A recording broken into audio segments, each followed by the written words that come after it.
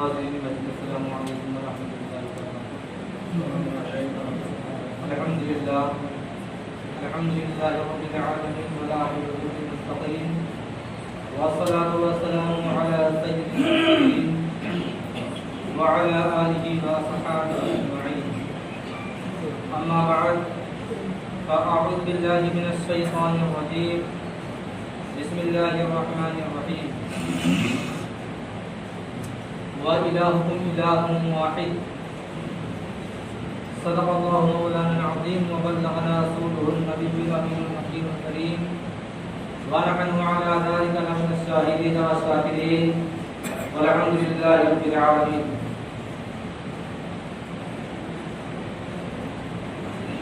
محترم سامعین، آئیے کچھ عرض و معروض سے قبل ہم اور آپ مل کر ایک آواز ہو کر مسافر نامدار مدینے کے تاجدار جناب روح فدا محمد عربی صلی اللہ تعالی علیہ وسلم کی بارگاہ بکثرت پناہ میں درود و سلام کی جاری اشارہ کریں اور پڑھیں گا آواز بلند، ہمارے مسلم السلام علیکم یا رسول اللہ صلی اللہ تعالی علیہ وسلم۔ ابھی میں نے جس آیت مقدسہ کی تلاوت کا شرف حاصل کیا، اللہ رب العزت اپنے کلام مجید فرقان حمید میں ارشاد فرماتا ہے وَإِلَٰهُكُمْ إِلَٰهٌ وَاحِدٌ، اس کا ترجمہ ہوا اور تمہارا معبود ایک ہی معبود ہے۔ محترم سامعین، میرے تقریر کا جو عنوان ہے، جو اس کا موضوع ہے، وہ ہے ریاکاری، دکھاوا اور اللہ رب العزت کے بارگاہ میں کسی غیر خدا کو شریک ٹھہرانا۔ محترم سامعین، شرک ہمیشہ دو طریقے کا ہوتا ہے۔ ایک شرک وہ ہوتا ہے کہ اللہ رب العزت کے ساتھ، اس کی ذات و صفات کے ساتھ کسی اور کو شریک ٹھہرانا، کسی اور کو عبادت کے لائق جاننا، وہ شرک اکبر کہلاتا ہے۔ اور دوسرا شرک شرک اصغر ہے۔ شرک اصغر اس کو کہتے ہیں کہ اگر آپ اللہ تبارک و تعالیٰ کی بارگاہ میں کوئی عبادت کرتے ہیں، مثلا آپ نماز پڑھتے ہیں، صدقہ خیرات کرتے ہیں، یا دوسری اور وظائف اور نیکیاں کرتے ہیں، اور اس وجہ سے کرتے ہیں کہ لوگ آپ کو اس وجہ سے نیک اور متقی اور پرہیزگار جانیں، لوگ آپ کو متقی اور پرہیزگار کہیں، کہیں آپ گزرے تو لوگ کہیں کہ نمازی جا رہا ہے، بڑا عبادت گزار شخص جا رہا ہے، یہ سب ریاکاری اور دکھاوا ہوتا ہے، اور یہی ہے شرک اصغر۔ اگر آپ کی نیت یہ رہتی ہے کہ لوگ ہم نماز پڑھیں گے تو لوگ ہمیں نمازی کہیں گے، ہم اللہ تبارک و تعالیٰ کی عبادت کریں گے تو لوگ ہمیں پرہیزگار کہیں گے، متقی کہیں گے، اور دیگر چیزوں سے نوازیں گے، تو یقیناً وہی ریاکاری اور اسی کو اداکاری کہتے ہیں۔ آپ دنیاوی مثال سے اس طرح سمجھیں کہ اگر اللہ تبارک و تعالیٰ نے آپ کو مال و دولت سے سرفراز کیا ہے، اور آپ اپنے گھر میں 20 لاکھ 25 لاکھ کروڑوں کی جائیداد نقد پونجی اپنے گھر میں رکھے ہیں، یا آپ اپنے گھر میں سونا چاندی 20 تولہ 30 تولہ 50 تولہ سونا رکھے ہیں، تو یقیناً آپ کے ساتھ میں جو 24 گھنٹے آپ کا خاص مخصوص ساتھی رہتا ہوگا، شاید اس کو بھی نہ پتہ چلا ہو کہ آپ کے پاس اتنا روپیہ ہے۔ کیوں؟ اس لیے آپ اس کو چھپاتے ہیں کیونکہ وہ ایک قیمتی چیز ہے، اس کی مارکیٹ میں کوئی قیمت ہے۔ روپیہ آپ نے رکھا ہے تو آپ کا پڑوسی نہیں جان پاتا ہے آپ کے پاس کتنا مال ہے، کتنی جائیداد ہے۔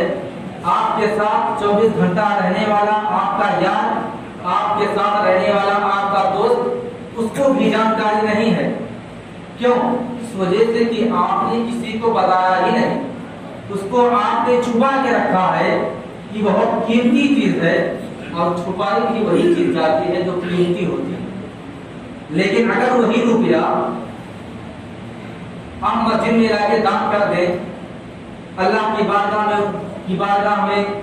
صدقہ کر دیں, خیرات کر دیں, تو اگر اسی 20-25 لاکھ میں سے آپ صرف 10,000 روپیہ آپ اگر دان کر دیں گے, صدقہ کر دیں گے, تو آپ فوراً کہیں گے مسجد کے سیکریٹری سے یا کسی اور سے کہ اعلان کروا دیجیے میں نے 10,000 روپیہ مسجد میں دیا ہے,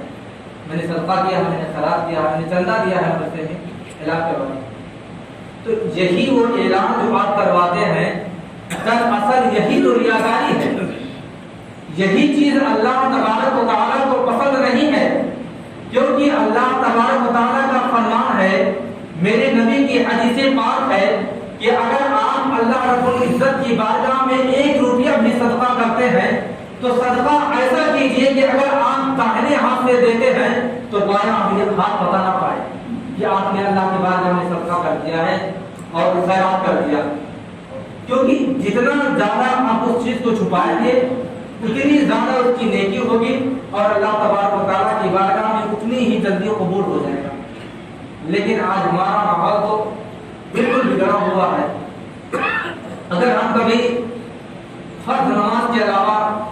کوئی دوسری نماز پڑھنے شروع کر دیتے ہیں تو پہلے اپنے اگل بغل دیکھ لیتے ہیں, کہیں مطلب اللہ کرے کوئی دیکھ لے, اللہ کرے کسی کی نظر مجھ پر پڑ جائے کہ میں نماز پڑھ رہا ہوں, تاکہ جب میں نماز پڑھ کے گزروں تو وہ گھر میں اپنی بات کر کے دیکھیے فلاں شخص ہے, بہت اللہ کی عبادت کرتا ہے, بہت عبادت و ریاضت والا آدمی ہے. یہی چیز اللہ تبارک و تعالیٰ کو پسند نہیں ہے, کیونکہ وہ نماز جو آپ دکھاوے کے لیے پڑھتے ہیں اللہ تبارک و تعالیٰ کل بروز قیامت میدان محشر میں آپ کے منہ پہ مار دے گا. اور وہ نماز جو صرف اور صرف اللہ تبارک و تعالیٰ کی خوشنودی کے لیے, اس کی رضامندی کے لیے عبادت کرتے ہیں, وہی عبادت اللہ تبارک و تعالیٰ کو بہت زیادہ پسند ہے اور اس عبادت کو اللہ تبارک و تعالیٰ فوراً قبول بھی فرما لیتا ہے. چنانچہ حضرت عمر فاروق رضی اللہ تعالیٰ عنہ کا زمانہ تھا, آپ مدینہ منورہ میں حضور تاجدار مدینہ صلی اللہ علیہ وسلم کے روضہ مبارک پر زیارت کے لیے حاضر ہوتے ہیں تو کیا کہتے ہیں کہ ایک صحابی رسول جن کا نام حضرت معاذ بن جبل رضی اللہ تعالیٰ عنہ ہے, وہ روضہ منورہ کے قریب بیٹھ کر کے رو رہے ہیں اور گڑگڑا رہے ہیں. حضرت عمر فاروق رضی اللہ تعالیٰ عنہ نے جب یہ ماجرا دیکھا تو آپ نے دریافت کیا, اے جبل, اے معاذ, آپ اتنی زیادہ روضہ انور پر کیوں رو رہے ہیں؟ تو حضرت معاذ بن جبل رضی اللہ تعالیٰ عنہ نے عرض کیا, اے امیر المومنین, میں اپنے نبی کی 2 حدیث کا مطالعہ کر کے اور ان 2 حدیثوں کو سوچ کر کے رو رہا ہوں کہ کہیں میں ان 2 حدیثوں کے زد میں نہ آ جاؤں اور کل بروز قیامت اللہ تبارک و تعالیٰ میری عبادت کو میرے منہ پہ مار دے. حضرت عمر فاروق رضی اللہ تعالیٰ عنہ نے فرمایا, اے معاذ بن جبل, کون سی حدیث ہے وہ ہے؟ حضرت معاذ بن جبل رضی اللہ تعالیٰ عنہ عرض کرتے ہیں, اے امیر المومنین, پہلی حدیث میرے رسول کی وہ ہے کہ اگر کسی ولی کی بارگاہ میں جانا ہو تو اپنے دل کو سنبھال کے جاؤ, کہیں کوئی بے ادبی نہ ہو جائے, اور جب ان کا سامنا پڑ جائے تو ان سے عزت کے ساتھ گفتگو کرو, اور اگر ان کے مزار پر جاؤ تو ان کے مزار پر باادب اور ادب کے ساتھ اٹھنا بیٹھنا رکھو, اور ادب کے ساتھ ان کے مزار پر حاضری دیا کرو. پہلی حدیث تو یہ ہے, اور رو اس لیے رہا ہوں کہ مجھے تو پتہ ہی نہیں کہ اللہ کا ولی کون ہے اور کون نہیں ہے. اگر انجانے نہ انجانے میں مجھے کوئی غلطی ہو گئی, کوئی گستاخی ہو گئی, تو یقیناً میں اس جد میں آ جاؤں گا اور کل بروز قیامت میری بخشش نہیں ہوگی. اور دوسری حدیث یہ ہے کہ اگر کوئی کام کروں تو پوشیدگی میں کروں, کوئی عبادت کروں تو پوشیدگی میں کروں، کہیں ایسا نہ ہو کہ میں جو نمازیں اور جو عبادتیں اللہ تبارک و تعالیٰ کی بارگاہ میں کرتا ہوں کہیں کسی صحابی کی نظر مجھ پر نہ پڑ جائے، جو میں نفلیں ادا کرتا ہوں کسی صحابی کی نظر مجھ پر نہ پڑ جائے۔ سوچئے صحابی رسول ہیں اور یقیناً ہر صحابی رسول گناہوں سے پاک اور منزہ ہوتا ہے۔ ہمارا ایمان و عقیدہ ہے کہ ہمارے نبی کے ہر صحابی رسول گناہوں سے پاک و صاف ہیں۔ اس کے بعد بھی دیکھیے صحابی رسول حضرت معاذ بن جبل رضی اللہ تعالیٰ عنہ ہیں، اتنا روضہ منورہ پر رو رہے ہیں کہ کہیں کل بروز قیامت میری پکڑ نہ ہو جائے، کہیں میں ان تمام چیزوں کے زر میں نہ آ جاؤں۔ آج ہمارا کیا حال ہے؟ ذرا ہم بھی اپنے غریبان میں جھانک کر دیکھیں کہ کبھی اگر سال میں ایک بار تہجد کی نماز کے لیے اٹھ جاتے ہیں تو صبح نماز فجر کے بعد فوراً جا کے ہوٹلوں پہ چرچا کر دیتے ہیں آج میں بہت سویرے اٹھ گیا تھا، چونکہ نیند نہیں آ رہی تھی، رات میں اٹھ کے تہجد بھی پڑھ لیا، کیا کرتا نیند بھی نہیں آ رہی۔ سینکڑوں لوگ ایسے پائے جاتے ہیں جس عبادت کے بارے میں اللہ تبارک و تعالیٰ نے یہ کہا کہ اگر تم عبادت کرتے ہو تو کوئی دیکھے یا نہ دیکھے، لیکن جو تمہارا رب قبول کرنے والا ہے وہ رب تو مشاہدہ کر رہا ہے، وہ رب تو ملاحظہ فرما رہا ہے، وہ تو تمہارا رب دیکھ رہا ہے۔ جو تمہاری عبادتوں کو قبول کرنے والا ہے، اگر وہ اللہ تمہاری عبادتوں کو دیکھ رہا ہے اور قبول کر لے رہا ہے تو پھر دکھانے کی کیا بات ہے؟ آدمی دیکھے یا نہ دیکھے، انسان دیکھے یا نہ دیکھے، دکھانے کی کیا بات ہے؟ حضرت عثمان غنی رضی اللہ تعالیٰ عنہ کا جب زمانہ خلافت آیا، آپ کا دور خلافت آیا تو آپ نے سوچا کہ حضرت عائشہ صدیقہ رضی اللہ تعالیٰ عنہ کی بارگاہ میں ایک ملازمہ، ایک خادمہ دے دوں تاکہ ان کو کام کرنے میں آسانی پیدا ہو اور ان کو مشقتوں کا سامنا نہ کرنا پڑے۔ تو جب حضرت عثمان غنی رضی اللہ تعالیٰ عنہ نے اس ملازمہ کو حضرت عائشہ صدیقہ رضی اللہ تعالیٰ عنہ کی بارگاہ میں دے دیا، خادمہ کے طور پر آپ نے پیش کر دیا، تو حضرت عائشہ صدیقہ رضی اللہ تعالیٰ عنہ کے خادمہ کا بیان ہے کہ حضرت عائشہ صدیقہ رضی اللہ تعالیٰ عنہ جب بھی کام کیا کرتی تھی، میں تو ان کی خادمہ تھی، ملازمہ تھی، کام ہی کرنے کے لیے گئی تھی، ان کی خدمت کرنے کے لیے ہی گئی تھی، ان کے کپڑوں، ان کے کھانوں کو بنانے کے لیے ہی گئی تھی، لیکن حضرت عائشہ صدیقہ رضی اللہ تعالیٰ عنہ کا یہ حال تھا کہ جب بھی آپ روٹیاں بناتی تو اپنے خادمہ کے لیے بھی 2 روٹیاں بنا دیتی، جب آپ کپڑے دھوتی تو اپنے خادمہ سے کہتی ذرا اپنا دوپٹہ دیتی، میں تیرا دوپٹہ دھو دوں۔ حضرت عائشہ صدیقہ جو ام المومنین ہیں، تمام امت کی ماں ہیں، ان کا یہ حال ہے کہ اپنی خادمہ سے کام لینے سے گریز کرتی تھی، اور جب کوئی بھکاری، کوئی سائل آپ کے دروازے پر آ جاتا تو جب اس کو پیسہ دینا ہوتا، اس کو روپیہ دینا ہوتا تو حضرت عائشہ صدیقہ رضی اللہ تعالیٰ عنہ نہیں جاتی، بلکہ اپنی ملازمہ سے دریافت کرتی ہے، ملازمہ چند روپیہ لے لے اور فلاں سائل کو جا کے دے رہا دروازے پہ کھڑا۔ جب بھی کوئی سائل آتا، جب بھی کوئی غریب آتا آپ کے دروازے پر مانگنے تو حضرت عائشہ صدیقہ رضی اللہ تعالیٰ عنہ نہیں جاتی، بلکہ اپنی خادمہ کو بھیجتی، اپنی ملازمہ کو بھیج دیتی تھی اور وہ جا کر دے کر کے آتی تھی۔ تو جب خادمہ کی بات سمجھ میں نہیں آئی کہ ام المومنین کہ میں خادمہ ہوں، اور جب کوئی فریادی آتا ہے تو آپ خود نہ دے کر کے مجھ سے دلواتی ہیں، ماجرا کیا ہے؟ خادمہ ام المومنین حضرت عائشہ صدیقہ رضی اللہ تعالیٰ عنہ سے دریافت کرتی ہے کہ اس میں راز کی کیا بات ہے، ماجرا کیا ہے؟ حضرت عائشہ صدیقہ رضی اللہ تعالیٰ عنہ بیان فرماتی ہیں کہ میں اس وجہ سے دیتی ہوں کہ جب تو لے جا کر کے ایک غریب شخص کو روپیہ دے گی تو یقیناً روپیہ تو اپنے ہاتھ ہی سے دے گی، اور جب وہ سائل دعا دے گا تو یقیناً وہ تجھے ہی دعا دے گا۔ وہ سائل جب کوئی اچھی دعا دے گی، کوئی اچھا دعا دے گا وہ سائل، تو یقیناً تیرے ہی لیے دیا کرے گا، کیونکہ وہ روپیہ تو ہی اپنے ہاتھوں سے دیتی ہے۔ اور میں تو یہ چاہتی ہوں کہ دنیا میں میرا کوئی بھی عمل، کوئی بھی نیک عمل، کوئی بھی حسن اخلاق کسی بندے تک یا کسی اللہ کی بندی تک نہ پہنچے، میں تو کل بروز محشر اللہ تبارک و تعالیٰ کی بارگاہ میں دے۔ تو حضرت عائشہ صدیقہ رضی اللہ تعالیٰ عنہا کا یہ حال تھا کہ جب بھی کوئی نیک کام کرتی، کوئی خیرات یا صدقہ کرتی، تو یہ چاہتی کہ کسی کی نظر نہ پڑے بلکہ دوسروں سے دلوا دیا کرتی۔ اور پہلے کا وہ دور تھا کہ جب بھی کوئی عالم کا وقار، کوئی فقہا، کوئی بڑے مفتی کہیں کسی بڑے عالم سے استفادہ حاصل کرنے جاتے، تو آج کا تو ماڈرن زمانہ ہے، لوگ جاتے ہیں تو نیٹ کے ذریعے سے پہلے ہی ہوٹلوں کو بک کر دیتے ہیں، کہیں دوسری شہر میں جاتے ہیں تو نیٹ کے ذریعے بذریعے موبائل انٹرنیٹ کے ذریعے سے پہلے ہی کمروں کو بک کر لیتے ہیں۔ لیکن وہ زمانہ ایسا زمانہ تھا کہ لوگ کہیں بھی سفر پر نکل جاتے تو کہیں مسافر خانہ ہی نظر نہیں آتا تھا۔ مسافر خانہ کی تو بات ہی دور ہے، کہیں پانی تک پینے کو نہیں ملتا تھا، لوگ کئی کئی دن تک پیاسے رہ جاتے تھے۔ تو ایسے ہی اللہ کے ولیوں میں، اللہ کے فقہا میں ایک ایسے صوفیہ گزرے ہیں، ایک ایسے اللہ تبارک و تعالیٰ کے برگزیدہ بندے گزرے ہیں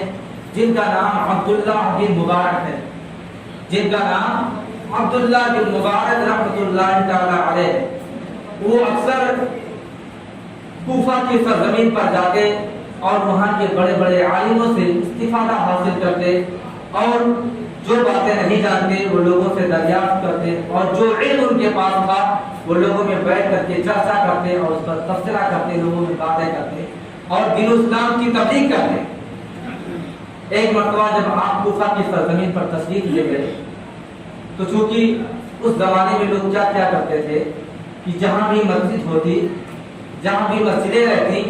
اس مسجد سے لگے متصل ایک ایسا کمرہ بنا دیتے تھے کہ کہیں سے کوئی بھی مسافر آئے تو اس کو تکلیف نہ اٹھانا پڑے، 2 رکعت نماز پڑھے اور جا کے اس کمرے میں آرام کرے۔ مسافر خانے کے طور پر ایک کمرہ بنا دیتے تھے کہ کوئی بھی مسافر کہیں سے بھی آئے تو وہ یہاں ٹھہر جائے اور محلہ پڑوسی والے لا کر کے اس کو کھانا بھی دے دیا کرتے۔ اس طرح اس زمانے کا ماحول تھا۔ تو چونکہ حضرت عبداللہ بن مبارک رحمۃ اللہ تعالی علیہ جب وہاں آتے تو ایک شخص اس مسجد میں پڑوسی تھا، نماز پڑھنے آتا، تو جب دیکھا کہ اتنے بڑے عالم و فاضل ہیں، اتنے بڑے اللہ تبارک و تعالیٰ کے برگزیدہ بندے ہیں، تو ان کے پاس چلا جاتا، ان کی خدمتیں کرتا اور دیگر ضروریات کو ان کی پوری کرتا، تو ان دونوں میں محبت ہو گئی۔ تو آج کے پیروں کا حال یہ ہے، آج کے لوگوں کا حال یہ ہے کہ اگر کہیں کسی مرید کے یہاں چلے جاتے تو سوچتے ہیں کہیں 2-4 روپیہ آ جائے، 2-4 روپیہ دے دے، لیکن ان کا حال یہ تھا کہ اس سے جتنی خدمت وہ کرتا تھا اس سے زیادہ اسے مسئلے مسائل اور اللہ تبارک و تعالیٰ کے بارے میں کیسا عقیدہ رکھنا چاہیے، دیگر مسئلہ مسائل آپ اس کو بتا دیتے تھے۔ اتفاق سے کچھ دنوں کے بعد جب آپ کوفہ سے چلے گئے اور پھر چند مہینے کے بعد یا چند سال کے بعد جب پھر وہاں آنا ہوا تو کیا دیکھتے ہیں کہ وہ شخص مسجد میں نماز کے لیے آ ہی نہیں رہا ہے۔ لوگوں سے آپ نے دریافت کیا، عبداللہ بن مبارک رضی اللہ تعالیٰ عنہ نے لوگوں سے پوچھا کہ بھلا وہ شخص تھا جو ایسے ایسے شکل کا تھا، جو آتا تھا اللہ کی عبادت کرتا تھا، میری خدمت بھی کرتا تھا، وہ شخص نظر نہیں آتا، وہ بھلا شخص کہاں چلا گیا؟ لوگوں نے کہا چونکہ وہ ایک چھوٹا سا کاروبار کر رہا تھا، چھوٹا سا تجارت کر رہا تھا، لیکن اس کو تجارت بحال نہ ہوا اور اس کو اتنا لمبا نقصان ہو گیا کہ وہ قرض دار ہو گیا، اور قرض دار ایسے آدمی کا ہو گیا کہ وہ بڑا دبنگ شخص تھا، بہت نالائق شخص تھا، اور شہر میں اس کا دبدبہ تھا، تھانے پولیس میں اس کا دبدبہ تھا، اور اس نے تھانے میں رپورٹ لکھوا کر اس کو جیل میں ڈلوا دیا۔ حضرت عبداللہ بن مبارک رضی اللہ تعالیٰ عنہ جب سنتے ہیں تو آپ فوراً اپنے بستر سے اٹھ جاتے ہیں، اپنے کمرے سے باہر نکلتے ہیں اور فوراً کوتوالی کا رخ کر لیتے ہیں۔ کوتوالی جاتے ہیں، کوتوال کو بلاتے ہیں، کہتے ہیں فلاں شخص کو ہم نے جیل میں ڈالا ہے۔ اس شخص نے کہا کہ ہاں آپ نے دریافت کیا، کیوں ڈالا اس کو؟ کہا کہ وہ 50,000 دینار ایک شخص کا قرضہ ہو گیا ہے، اس وجہ سے اس کو جیل میں ڈال دیا گیا ہے۔ اور 50,000 دینار ہے، کم روپیہ نہیں، 200-400 روپیہ نہیں ہے، 50,000 دینار ہے۔ جب تک وہ شخص ادا نہیں کر دے گا یا اس کے کوئی چاہنے والے ہیں اس کے گھر والے جب تک ادا نہیں کر دیں گے تب تک اس کو جیل میں رہنا پڑے گا۔ حضرت عبداللہ بن مبارک رضی اللہ تعالیٰ عنہ نے اس کوتوال سے کہا کہ آپ کے ساتھ ایک شرط رکھتا ہوں کہ آپ قبول کریں گے؟ اس نے کہا آپ فرمائیے کیسی شرط ہے؟ آپ نے کہا کہ میں اس کی طرف سے یہ روپیہ میں دے دوں گا، لیکن وہ آدمی جو جیل میں بند ہے اس کو پتہ نہ چل پائے، وہ پتہ نہ پائے کہ میں نے اس کی طرف سے یہ قرض کس نے ادا کر دیا ہے۔ کوتوال نے کہا جناب وہ 50,000 دینار ہے، یعنی اس زمانے کے اعتبار سے 5 کروڑ کا مقدار ہے، وہ آپ کہاں سے دیں گے؟ اور آپ اس کے لگتے کیا ہیں؟ آپ کون ہوتے ہیں دینے والے؟ آپ نے کوتوال سے شرط منگوا لی اور کہا کہ اس شخص کو پتہ نہ چلے جیل سے نکلنے کے بعد کہ عبداللہ بن مبارک نے ایسے شخص کو یا اس شخص کو جیل سے رہا کروایا اور اس کا قرض ادا کیا ہے۔ چنانچہ عبداللہ بن مبارک رحمۃ اللہ تعالی علیہ نے اس کا قرض ادا کر دیا، اور جب وہ جیل سے رہا ہوتا ہے تو کوتوال سے پوچھتا ہے کہ میرا قرض کس نے ادا کیا؟ کوتوال نے کہا کہ مجبور ہوں، مجھے قسم دلایا گیا ہے کہ میں ایسے شخص کے بارے میں نہ بتاؤں کہ آپ کا قرض کس شخص نے ادا کیا۔ مسلمانوں غور کرنے کا مقام ہے کہ آخری زمانہ میں اس کا ختم ہو گیا، لیکن پتہ نہیں پایا کہ میرا قرض کس نے ادا کیا تھا۔ ایسے ایسے اللہ والے اور ایسے ایسے اللہ کے عبادت گزار برگزیدہ بندے گزرے ہیں کہ اگر اللہ تبارک و تعالیٰ کی بارگاہ میں کروڑ خرچ کر دیتے تھے، لیکن لوگ پتہ نہ پاتے تھے۔ کیوں؟ اس لیے ایسا کر دینا ریاکاری ہے، اور اس زمانے میں کہہ لیا جائے تو ایک اداکاری بھی کہا جاتا ہے۔